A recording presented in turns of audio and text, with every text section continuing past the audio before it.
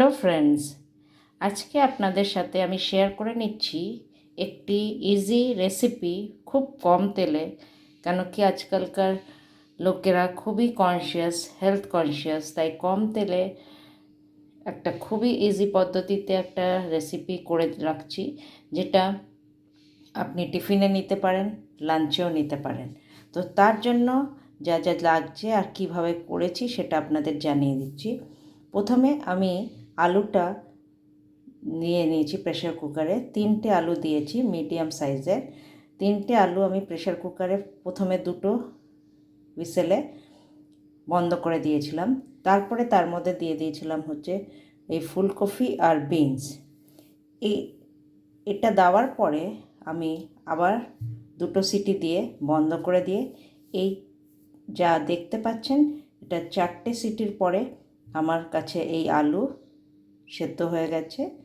আমি খোসা ছাড়িয়ে নিয়েছি। বিনস এরম সেদ্ধ হয়েছে আর ফুলকপিও সেদ্ধ হয়ে গেছে। তার সাথে আমি নিয়ে নিচ্ছি একটি ক্যাপসিকাম, ছোট্ট দেখে, একদমই ছোট্ট একটি ক্যাপসিকাম, একটা টমেটো, কিছুটা কাঁচা লঙ্কা কুচিয়ে রেখেছি আর ধনেপাতা কুচিয়ে দেব। এবার একটি কড়াই আমি গরম করে নিয়েছি। এর মধ্যে দেব এই সামান্য একটু বাটার।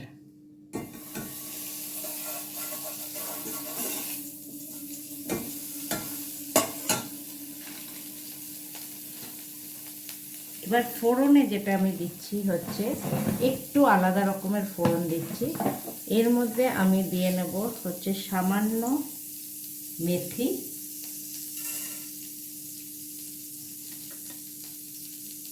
আর সামান্য জিরে। একটু আলাদা রকমের আমি ফোড়ন দিচ্ছি, করে দেখবেন, বেশ ভালো লাগবে।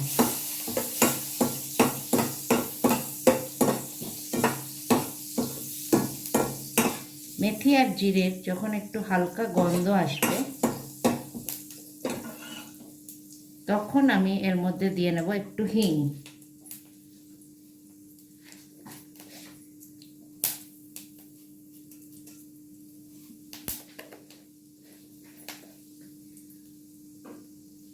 আপনার হিং কিন্তু ডাইজেশনে হেল্প করে, আর যখন আপনি খাবারে দেন খুব ভালো একটা সুগন্ধ আসে। এবার আমার ফোড়নের গন্ধটা খুব সুন্দর উঠে আসছে। এবার আমি সবজি কটা দিয়ে নেব।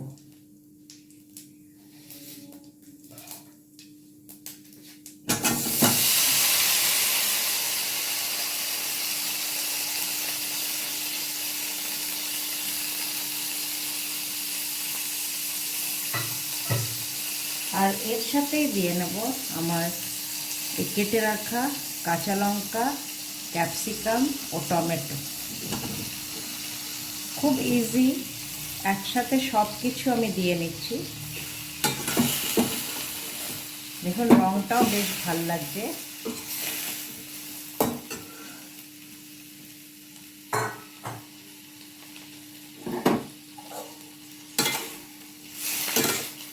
এই সময় দিয়ে নেব সামান্য লবণ এবং হলুদ।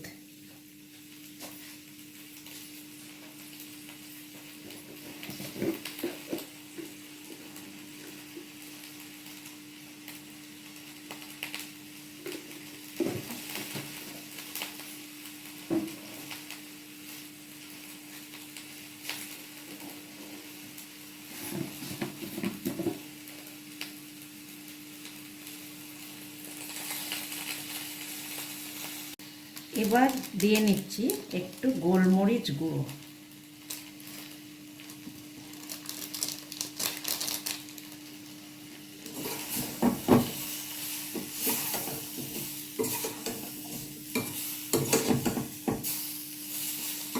আর এবার এর মধ্যেই আমি দিয়ে নেব সামান্য জল।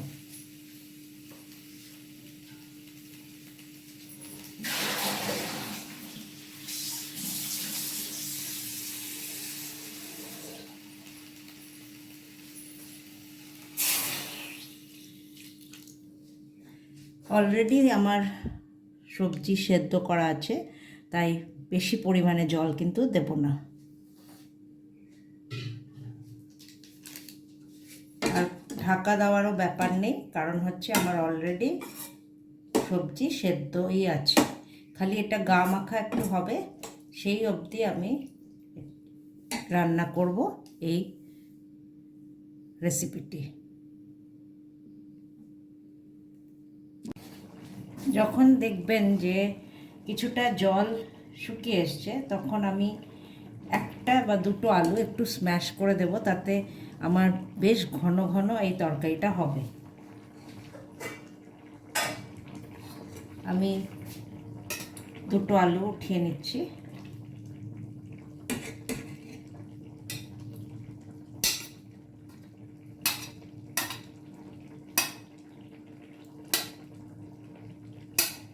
এইভাবে কেটে আলুটা একটু স্ম্যাশ করে আমি আবার তরকারির মধ্যে দিয়ে দেব।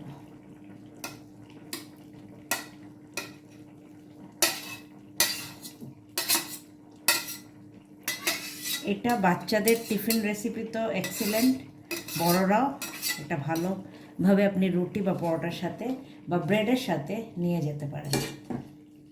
এবার আমি একটু নুনটা দেখে নেব যে আমার এই রেসিপিতে নুনটা পরিমাণ মতো হয়েছে কিনা।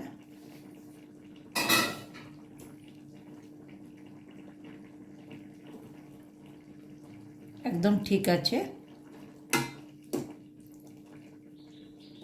এবার আমি ধনে পাতা ছড়িয়ে দেব।